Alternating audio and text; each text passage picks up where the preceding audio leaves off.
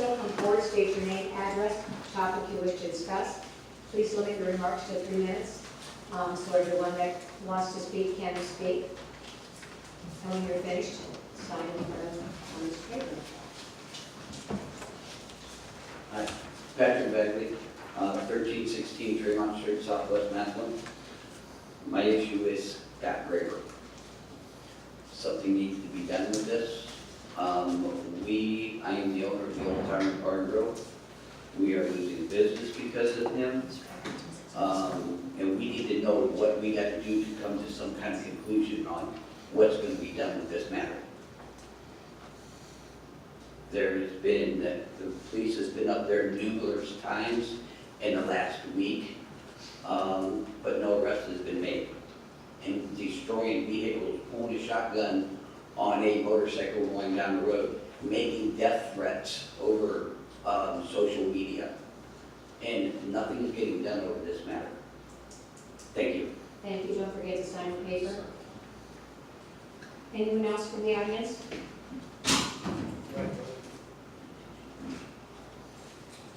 Yeah, I'm Rob Edmondson, 11 8th Street Southwest. I live on 8th Street, and this Graber guy is doing all this stuff right around the corner. My son, I got a big house in a duplex. He lives above me. We have an 8-9-year. I have an 8-9-year-old grandson. There are numerous children in this neighborhood. I mean, you got to really watch. You know, I was okay with this when he was bitching about the speeding and the traffic lights and all that stuff. I mean, it's kind of hard to not know what this guy is doing up here. But now he's got guns on the porch, and he's physically blowing air horns and all kinds of stuff. He's inciting things now. And I'm just here to make a record that something needs to be done, because if this gets out of control, if there's a child hurt, something's going to be done. Anyone else?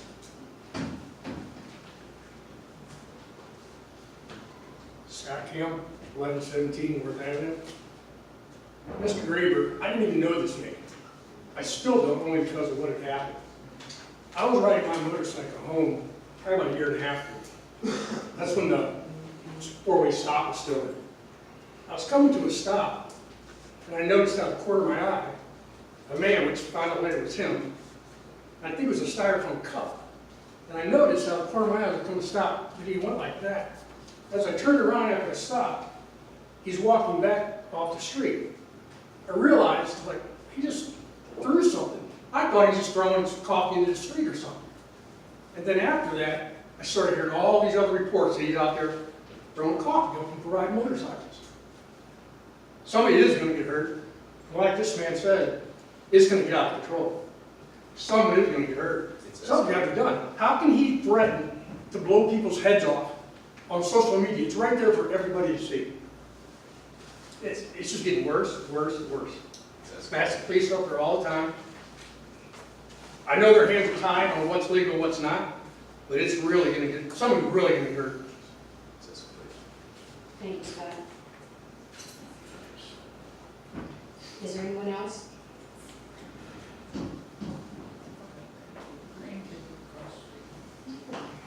Hi, my name is Carol Geyer. I live at 880 Civil Boulevard. We have a property that's our frontage sits over the walking path, and we've been there 15 years. We came to City Council to get permission to build there. Our driveway, to bring our driveway down at the edge of our property, I'm sorry to try to explain our setup here. If we went straight out, we would have run right onto the walking path, so the city gave us permission to go down our driveway and to the right. Now the people next to us, they want to build and use the easement part of our driveway, which would not have been a problem, even they would have asked to use it going if we had just gone straight down. So our concern is we don't want to do this, and there's the safety issue because we have a very steep driveway. They want to come in right at the curve of our driveway. The maintenance, I'm concerned about. On a maintenance agreement, I don't even know what that would look like. They said we can shovel every other time, which doesn't really make sense to me. And then that is our only possible place to put the driveway. because we do run along the walking path where the other property, their entire frontage sits over the parking lot. So we're talking to an attorney just because we need to make sure we protect ourselves and our interests. He said resale value is a very big thing. A lot of banks don't want to deal with shared driveways or anything. So I just wanted to make it a point, have it on record that we're running into this issue. We did what the city asked, and now we're being asked to share. So I just wanted to, I've talked here. I've been down to the civil engineer office also, so I just wanted to touch base with you guys also. And I'm sorry, it's a little confusing because of where our property is sitting, but thank you. Thank you, Carol. Is there anyone else that would like to come forward and speak?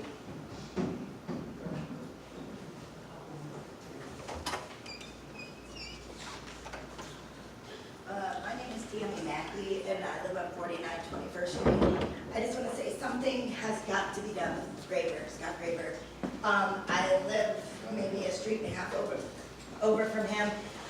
My daughter's friend, who last week went to visit a friend of his that lives on Scott Street, has never been there before, rides a motorcycle. He lives clear down by Giant Eagle, so he doesn't even know who Scott Graber is. So, of course, he was riding his motorcycle. He couldn't find his friend's house. They just moved. So my daughter's friend was going up and down the street trying to find his house.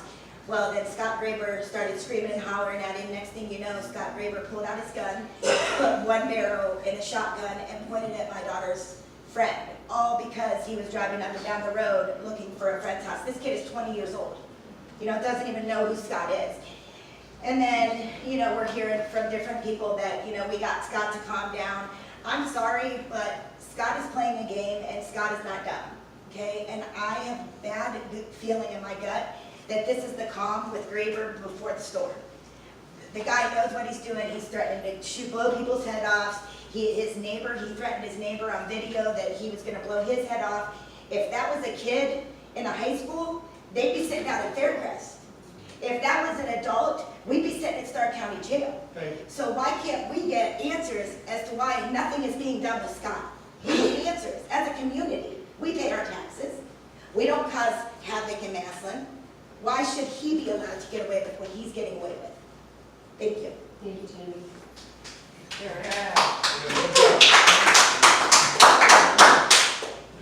Anyone else? My name is Amy Tunley, and I live right across the street from Graber. And I got grandkids at my house all the time. It's bad enough that he blasts me on Facebook and YouTube all the time, talking crap about me. But now he's coming out, like they said, with the gun and everything else. I can't even sit on my front porch. But as soon as I do, he's out there with his video camera on me in my house. My grandkids are out there. He's got that camera off 24/7 most of the time. And it's just, when he goes in his little tirades, coming off the porch and yelling and screaming and just freaking out, then I gotta take the grandkids in the house because I don't know what he's gonna do. So just like they said, something's gotta be done because it's harassment, it's every day, all day. Thank you, Amy. Anyone else?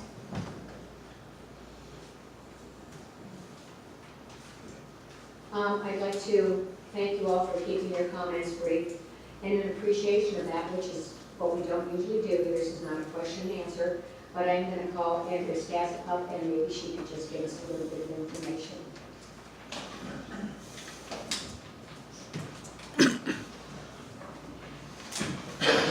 Thank you all for coming out. It has been, to say the least, a scary few days with what has been posted. Our office and my chief prosecutor is here this evening has received police reports. We've seen the posts, and although we do not go out as the police department, we get it at that point. I would say that, ma'am, the incident with your friends, your daughter's friend, at any time if something like that happens, you do need to call the police and make a police report about it. Our office will get any police report that is filed and made with the Massillon Police Department, and it will be under review. Other than that, I can't really speak to any reports that have been filed to date. I can't answer any questions, ma'am. But like I said, I understand that towards the end of last week, the comments that were being made on social media are scary. I'm not trying to discount that, but as one of the individuals mentioned, we still have to work within the confines of the law. So at any time, when you feel threatened, I would advise you to call the Massillon Police Department, and there's not much more I can say about the reports that have been filed to date. And we do, and they do nothing. I'm sorry. Well, I can't speak for the police department, but, you know, I know our officers handle things, you know, with, Does somebody have to die before something happens? ma'am, I can't answer to that. So I just want to make a remark, it's not, you don't have to answer me, but where you had said to me that we need to make police reports. You need to come to the microphone so you can get that for the record. Sure. Just in regards to what you had said about my daughter's friend calling the police, they did call the police. Okay. They did call the police. But, and Massillon PD does an amazing job in my eyes. I don't know about everybody else, but in my eyes, they do fine. However, we're hearing it's the prosecutors. It's the prosecutors. Well, let me finish. Massillon's doing what Massillon needs to do. It's the prosecutors. So my question is, what is taking you guys so long to do something with this man? Because like I said, it's the calm before the storm. He's not a dummy. And something bad is going to end up happening to somebody. And then what happens? City of Massillon gets sued? I mean, we don't need to go that far. Do something with the man. Peak slip him, something. Ma'am, Yeah. there is a process that we have to go through, and like I said, as we get the police reports, we do deal with them. I understand that, and I get that there is a process. But when a child goes to a school and a child on social media threatens to shoot up a school, there is no process. That process is you instantly go and arrest that kid. He is sitting in the DH until you figure out what the problem is. This guy is running free while you're figuring out the problem, and something's going to happen. I'm sorry, I'm upset about it. My kid drives down that road innocently to go to work, and she is on his video camera. Who's to say he don't shoot my kid? I don't know how many kids you have, but I have one. So if something happens to my kid while she's driving down that road, I can't replace her. I'm just saying, I'm pretty irritated. But if somebody were to go up to his house and threaten him or knock his daylights out, say me, I'm going to jail. But he can do anything he wants to terrorize the neighborhood. That's not okay. Can I say something? Yes. Everybody's scared to call the cops because this guy knows the law and he knows what he's doing. He knows how to manipulate it. So he's doing everything he can and working against everybody else. But everybody's scared to call the cops because we're afraid of getting in trouble over stupid stuff. Like riding down the road or driving down the road, or, you know, my sister lives across the street with my nieces and nephews, and he's got guns with him on the porch. This is ridiculous. It's escalating and escalating and escalating to the point where this guy has guns on his porch. Bad enough he's got a video camera taping your privacy.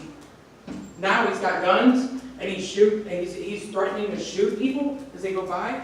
Let alone the stuff he does to the bikers that drive by, throwing things at them and throwing shit in the road and causing an accident or killing somebody. Air horns. They drive by the air horns. A lot of car goes by. He calls 24/7, and it's ridiculous. It is ridiculous. I do not see how this is not harassment. And Terrorist threats. something needs to be done. He's mental and he's escalating.